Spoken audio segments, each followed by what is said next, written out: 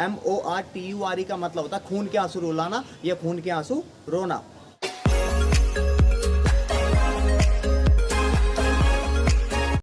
Friends, आज जिस word को मैं आप लोगों के सामने रखने वाला हूँ, दिखाने वाला हूँ, जिसके बारे में आज हम लोग डिस्कस करने वाले हैं, उस वर्ड को हिंदी में बोलते हैं रोना।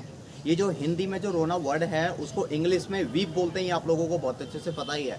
लेकिन हर जगह अलग अलग तरीके के रोने होते हैं, तो हर जगह जहाँ पे भी हम लोग अलग अलग फॉर्म में रोएंगे, उस रोने को हम लोग हर जगह वीप यूज़ नहीं कर सकते। तो एक वर्ड है रोना, उसको जो वीप मीनिंग है, उस मीनिंग को यानी वीप को हम लोग हर तरीके के रोने के अंदर यूज़ नहीं कर सकते हैं। तो आज मैं आप लोगों के लिए लेकर आया हूँ एक ऐसे वर्ड्स मीनिंग जो वीप से कनेक्टेड है, मतलब रोने से कनेक्टेड है, और सबके अलग अलग डिफरेंट यूजेस हैं।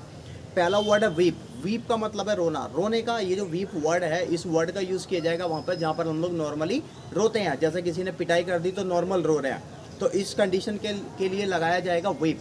उसी के साइड दूसरा एक वर्ड है क्राई। क्राई का मतलब भी वैसे तो चिल्लाना होता है, लेकिन क्राई का मतलब रोना भी होता है। लेकिन उस कंडीशन के अंदर कि मान लो अगर हमारे इस बैच के अंदर 20 बच्चे हैं और 20 में से सबको पता चल गया कि भाई ये बंदा रो रहा है और सारे अपना काम छोड़ करके उसके पास चले गए हैं, तो वहाँ पे लगेगा क्राई। दूसरी साइड एक मीनिंग और है शाउट। शाउट का मतलब वैसे भी चिल्लाना ही होता है, लेकिन शाउट का मतलब रोना भी होता है कि आई एम वेरी शाउटिंग, मैं बहुत ज़्यादा रो रहा हूँ, मैं बहुत ज़्यादा चिल्ला रहा हूँ। उस कंडीशन के अंदर जहाँ पर घर के अंदर अगर कोई रो रहा है, तो जब घर वाले तो सारे वहाँ पे इकट्ठा हो ही जाएंगे, साथ में आस पड़ोस वाले भी वहाँ पर इकट्ठे हो जाते हैं। तो जहाँ पर हम लोग अकेले रो रहे हैं, हम तक सीमित है, वहाँ पे वीप।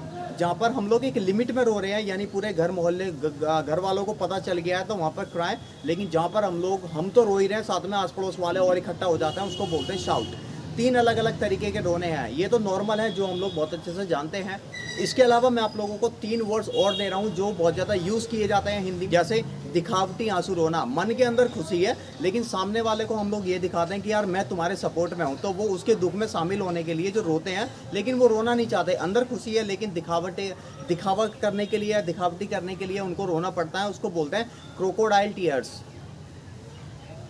नेक्स्ट और लेटेस्ट वर्ड है जिसको बोलते हैं खून के आंसू रुलाना। जब हम लोग कभी किसी को खून के आंसू रुलाते हैं, तो खून के आंसू रुलाने का मतलब ये नहीं है कि हमारी आंखों में से खून निकल रहा है। खून के आंसू रुलाने का मतलब ये है कि भाई हम लोग उसको बहुत ज़्यादा परेशान कर रहे हैं, या वो इंसान हम लोगों को बहुत ज़्यादा परेशान कर रहा है। इस सेंस के अंदर यूज़ होता है मॉर्च्योर, MORTURE। MORTURE का मतलब होता है खून के आंसू रुलाना या खून के आंसू रोना। नेक्स्ट और लास्ट है खुशी के आंसू रोना।